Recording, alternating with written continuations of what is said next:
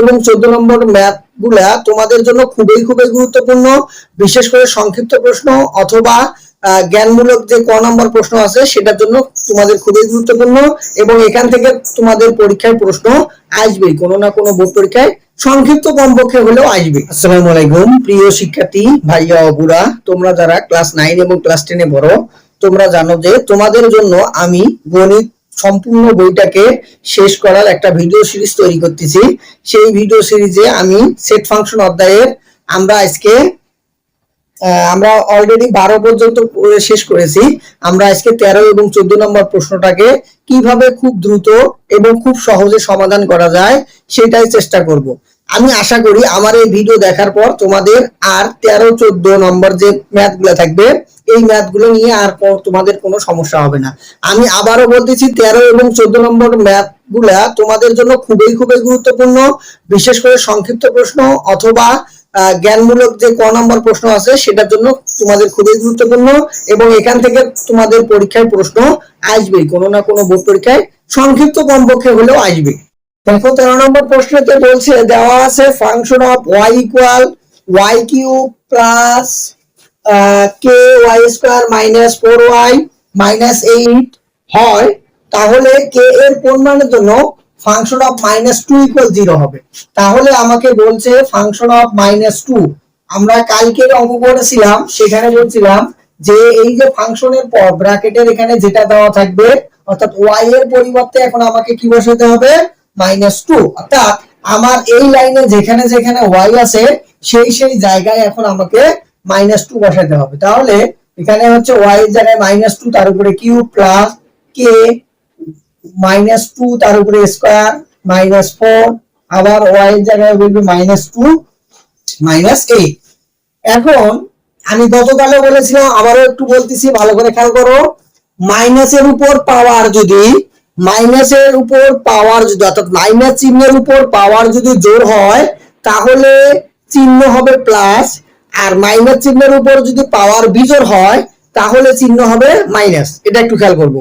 তাহলে খেয়াল করি এখানে -2 তার উপরে পাওয়ার কি দেওয়া আছে 3, তাহলে 3 যেহেতু জোড় সংখ্যা নাকি বিজোড় সংখ্যা, অবশ্যই 3 হচ্ছে বিজোড় সংখ্যা, তাহলে চিহ্ন হবে হচ্ছে মাইনাস, তাহলে আমি মাইনাস দেব, এবং 2 এর উপরে যদি আমি কিউব দেই তাহলে কত হয় 8, অর্থাৎ 2 কে 3 বার গুণন করব, 2 গুণন 2 গুণন 2, তাহলে 2 কে 3 বার গুণন করলে কত হয় 8। এখন এখানে প্লাস k, খেয়াল করি এখানে দেখো -2 তার উপরে স্কয়ার মানে হচ্ছে জোড় সংখ্যা 2, তাহলে 2 যদি হয় তাহলে যেহেতু জোড় সংখ্যা তাহলে চিহ্ন হবে প্লাস, এবং 2 এর উপরে স্কয়ার মানে 2 বার 2 গুণন হবে, তাহলে 2 বার গুণন করলে কত হয় 4, এখানেও মাইনাস এখানেও মাইনাস, তাহলে মাইনাসে মাইনাসে কি হয়ে যায় প্লাস হয়ে যায়, তাহলে 4 দুগুণ কত হয় 8, আর হচ্ছে -8 আছে আমার। এখন এখানকার 8 এখানকার 8 যদি আমি কেটে দেই তাহলে থাকে কি 4 এবং k গুণন করলে 4k -8। এখন এটা কিসের মান পাইলাম আমি, এই মানটা পাইলাম হচ্ছে ফাংশন অফ -2 এর মান। তাহলে সত্যমতে আমাকে কি বলছে, সত্যমতে আমাকে বলছে যে ফাংশন অফ -2 ইকুয়াল 0। তাহলে ফাংশন অফ -2 এর মান কি পাইছি, ফাংশন অফ -2 এর মান পাইছি 4k -8 ইকুয়াল 0। তাহলে বা এই 4k এই যে মাইনাসটা সমানের ওপাশে গেলে কি হবে প্লাস। এখন খেয়াল করো k এর সাথে 4 কি অবস্থায় আছে, গুণন অবস্থায় আছে, যেহেতু এটা গুণন অবস্থায় আছে তো গুণন থাকলে সমানের ওপাশে গেলে কি হয়ে যায় ভাগ হয়ে যায়, তাহলে 4 দুগুণ 8, অতএব k এর মান কত আসছে আমার 2। তাহলে আমি কি লিখবো, অতএব k এর মান 2 এর জন্য ফাংশন অফ -2 ইকুয়াল 0 হবে। এটাই হচ্ছে আমাদের কাঙ্ক্ষিত অ্যান্সার। আশা করা যায় তোমরা 13 নম্বর প্রশ্নটা খুব সুন্দরভাবে বুঝতে পেরেছো। এই ধরনের প্রশ্ন তোমাদের পরীক্ষায় খুবই আসে, এটাকে তোমরা 3 স্টার দিয়ে রাখতে পারো। খেয়াল করো 14 নম্বর অঙ্কটাতে বলছে যে function of x equal x cube minus 6x square plus 11x minus 6, এটা যদি হয় তাহলে x এর কোন মানের জন্য ফাংশন অফ x ইকুয়াল 0 হবে। খেয়াল করে দেখবা অন্যান্য যখন আমরা ফাংশনের অঙ্কগুলো করছিলাম তখন আমাদের এখানে যে মানটা বের করতে বলছিল সেটা হচ্ছিল এখানে যেহেতু ফাংশন অফ এক্স আছে ওখানে কোন একটা সংখ্যা বলছিল, হয় -2 +2 অথবা 1 অথবা হাফ, এই ধরনের সংখ্যা বলছিল। কিন্তু এই অঙ্কটার দিকে খেয়াল করবো আমরা, 14 নম্বর অঙ্কটাতে আমাকে ফাংশন অফ এক্স ইকুয়াল 0 বের করতে বলছে, অর্থাৎ এক্স এর কোন মানের জন্য ফাংশন অফ এক্স ইকুয়াল 0 হবে। তখন আমরা কি করব, ডিরেক্টলি প্রথমেই সত্যমতে লিখবো।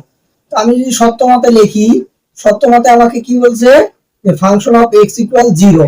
ফাংশন অফ এক্স এর মান কি, ফাংশন অফ এক্স এর মান হচ্ছে x³ - 6x² + 11x - 6 = 0। তো এটা যদি 0 হয়, এখন এই অংশটা হচ্ছে কোন অঙ্ক, এগুলো হচ্ছে তোমাদের ভাগশেষ উপপাদ্যের অঙ্ক।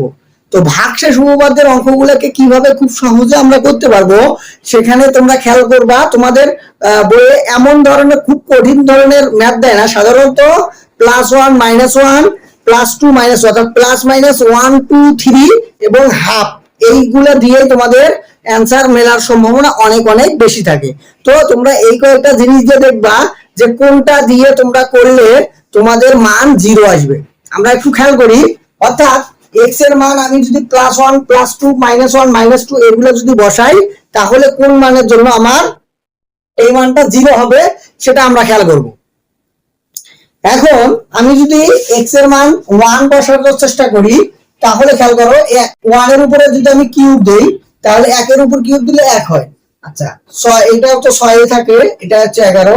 তাহলে খেয়াল করো এখানে 1, এখানে হচ্ছে 6, এটা মাইনাস, এটাও মাইনাস। তাহলে খেয়াল করো এখানে 1 এর সামনে হচ্ছে প্লাস আর এখানে হচ্ছে 11, তাহলে 1 11 আর 1 কত হলো 12।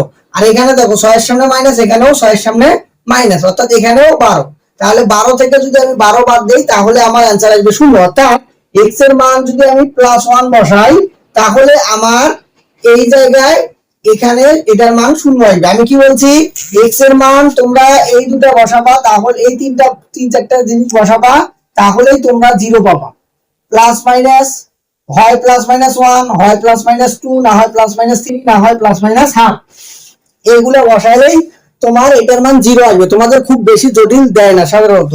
আমি প্রথমে +1 দিয়ে বসাইলাম, এখানে খেয়াল করে দেখো +1 দিয়ে যখন বসাইছি, তাহলে দেখো 1 এর উপরে কিউব, অর্থাৎ x এর মান 1 যদি হয় তাহলে 1 এর উপরে কিউব, এরপর হচ্ছে 6, 1 এর উপরে স্কয়ার, এরপর হচ্ছে 11, এরপরে হচ্ছে x এর মান 1, এরপর 6। এখন খেয়াল করো এখানে 1, এখানে আসবে 6, এখানে আসবে 11, এখানে আসবে 6।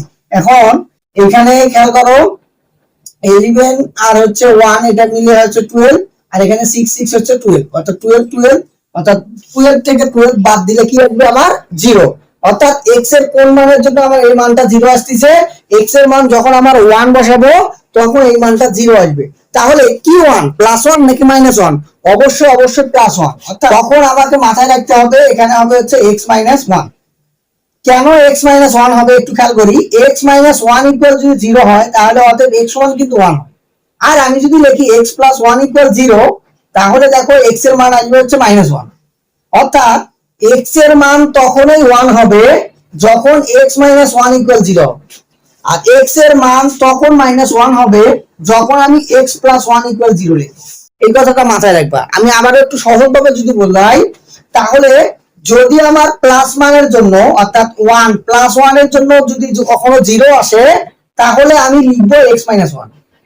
যদি আমার +2 এর জন্য 0 আসে, তাহলে লিখব আমি x - 2। যদি আমার কখনো -1 এর জন্য 0 আসে, তখন আমি লিখব x + 1। অর্থাৎ এখানে যে চিহ্ন দিয়ে আমার 0 আসবে, তার বিপরীত চিহ্নটা আমি বসাবো।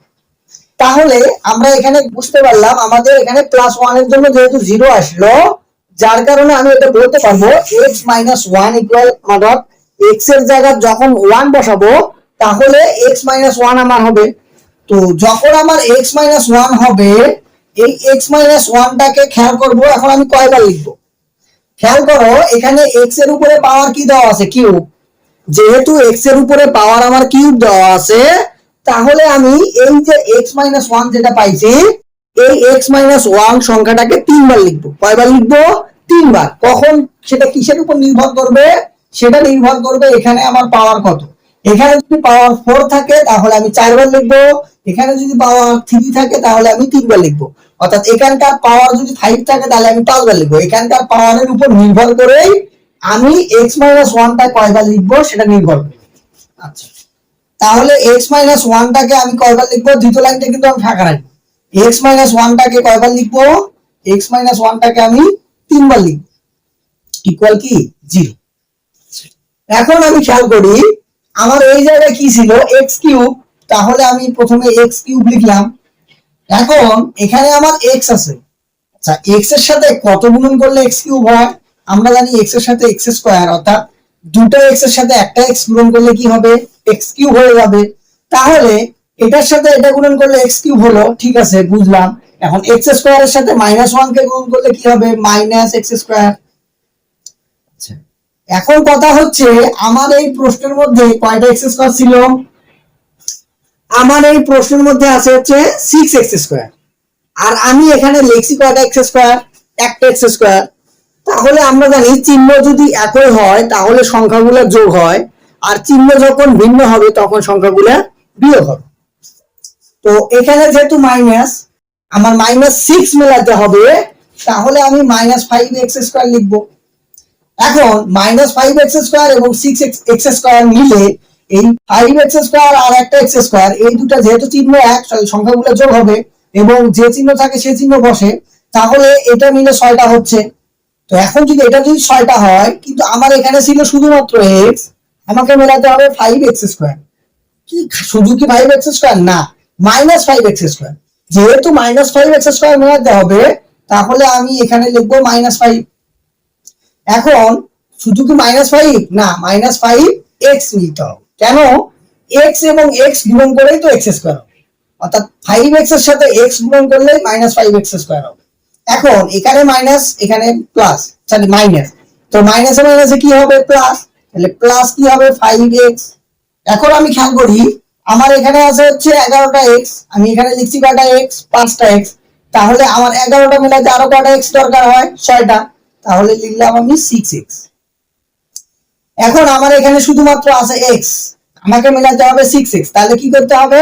অবশ্যই +6 দিয়ে গুণ করতে হবে। তো +6 দিয়ে যদি গুণ করি তাহলে 6 6, আবার মাইনাসে প্লাসে কি হবে? মাইনাস হয়ে যাবে, আবার 6 6 ইকুয়াল 0। তাহলে আমরা এটা মনে হয় বুঝতে পেরেছি। যদি বুঝতে তোমাদের সমস্যা হয় তোমরা আবার একটু ব্যাক করে দেখবা, তাহলে তোমাদের ক্লিয়ার ইনশাআল্লাহ। এখন আমি এখানে যে মানটা পাইলাম, এই মানটা দেখো তো x - 1 তিন জায়গায় আছে কিনা। যেহেতু 3 জায়গায় আছে, তো মিলে গেলে এটাকে কমন নেয়। তো আমি যদি কমন নেই তাহলে এখানে আর থাকে কি? x - 1 যদি বাদ যায় তাহলে থাকে কি? x square. এখান থেকে x - 1 বাদ গেলে থাকে -5x, এখান থেকে x - 1 গেলে থাকে হচ্ছে +6 ইকুয়াল 0। তাহলে এটা সমানও 0, এটা সমানও আমি 0 লিখতে পারবো। তাহলে লিখবো হয় x - 1 ইকুয়াল 0 অথবা x স্কয়ার -5x + 6 ইকুয়াল 0। তাহলে x সমান কি আসবে? এই মাইনাসটা সমানের পাশে গেলে প্লাস। আর একটা জিনিস এখানে খেয়াল করো, এখানে এটা মিডল টার্ম হবে। তো মিডল টার্ম করার ক্ষেত্রে আমি বলছিলাম যে লাস্টে যে সংখ্যাটা থাকবে আর প্রথমের সংখ্যাটাকে এই দুটোকে গুণ করতে হবে। x স্কয়ারের সাথে এখানে 1 আছে, যার কারণে 1 কে 6 দিয়ে গুণ করলে 6 এই হয়। তো 6 কে এমন ভাবে ভাঙাবো, অর্থাৎ 6 সংখ্যাটাকে এমন ভাবে ভাঙাবো, এটাকে ভাঙিয়ে এখানে খেয়াল করো এখানে কি লেখা আছে? যোগ। তাহলে এখানে যে চিহ্ন থাকবে সেটাই নির্ভর করবে। তাহলে এমন ভাবে ভাঙাবো যাতে যোগ করে এই 5 মেলে। এখন আমি 6 কে কি কি দিয়ে ভাঙাতে পারি? 1 গুণন 6, এটা দিয়ে 6 কে 6 হয়, এবং 2 দিয়ে যায় 3 গুণ 6 হয়। আর কি যায়? 6 কে মানে 6 এর গুণনীয়ক কি আরো হয়? না। এখন আমি কোনটা করব? এখন এখানে খেয়াল করো এখানে দেওয়া আছে প্লাস, তাহলে আমাকে মেলাতে হবে 5। এখন দেখি তো 6 আর 1 যোগ করলে কি কখনো 5 হয়? না। কিন্তু 3 আর 2 যদি আমি যোগ করি তাহলে 5 হবে। এখন আমি খেয়াল করবো এখানে কি চিহ্ন আছে? 5 এর সামনে মাইনাস, তাহলে দুটোর সামনে কি হবে? মাইনাস।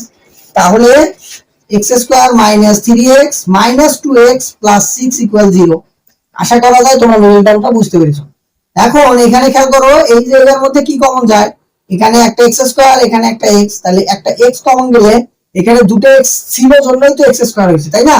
তাহলে দুটো এক্স থেকে একটা এক্স গেলে থাকে একটা এক্স, মাইনাস এখানকার এক্স চলে যদি যায় তাহলে থাকে কি 3। আবার এই দুটোর মধ্যে খেয়াল করো, এখানে 2 আছে, এটাকে 6, তাহলে এখানে -2 কমন যাবে। তো -2 যদি আমি কমন নেই তাহলে 2 কে 2, তাহলে এখানে থাকবে হচ্ছে x, আর প্লাসে মাইনাসে -3 ইকুয়াল কি 0। তাহলে খেয়াল করে দেখো তো, এখানেও x - 3, এখানেও x - 3, তাহলে দুটো মিলে আমি একটা x - 3 লিখতে পারবো। x - 3 যদি চলে যায় এখানে থাকে হচ্ছে x, আর এখানে থেকে থাকে হচ্ছে -2 ইকুয়াল 0। আবারও কি হয় অথবা লিখতে পারবো, x - 3 ইকুয়াল 0, অথবা কি আসবে x - 2 ইকুয়াল 0। তাহলে অতএব x সমান এই মাইনাসটা সমানের পাশে গেলে প্লাস, আর অতএব x সমান এই -2 সমানের পাশে গেলে কি হবে প্লাস। তাহলে x এর মান আমি কি কি পাইলাম, x এর মান পাইলাম একটা 1, একটা 2, একটা হচ্ছে 3। অতএব x এর মান 1, 2 অথবা 3 এর জন্য ফাংশন অফ x ইকুয়াল 0 হবে। এটাই হচ্ছে এই প্রশ্নের অ্যান্সার। আমি খুব সহজে ভেঙে ভেঙে তোমাদের এই প্রশ্নটা দেখালাম। আমি খুব দ্রুত এটা ছাড়াও অন্যভাবে করে দিতে পারতাম, কিন্তু আমি এটা তোমাদের খুব ভালোভাবে ব্যাখ্যা করে দেখালাম এই কারণে যে তোমাদের পরীক্ষায় হুবহু যে এই প্রশ্নটা আসবে এমনটা না। তোমাদের পরীক্ষায় হয়তো বা অন্য একটা প্রশ্ন আসতে পারে, এখানকার মানগুলো চেঞ্জ করে দিয়ে আসতে পারে। তা আমি চাচ্ছি, এই জন্য আমার একটা স্লোগান হচ্ছে ম্যাথকে ভয় নয় আমরাই করব জয় ইনশাল্লাহ। তো আমি চাই এটাই যে তোমরা এই ম্যাথগুলো এমন ভাবে শেখো, তোমাদের পরীক্ষায় যেভাবে আসুক না কেন, যাতে তোমরা পরিপূর্ণভাবে অ্যান্সার করে দিয়ে আসতে পারো।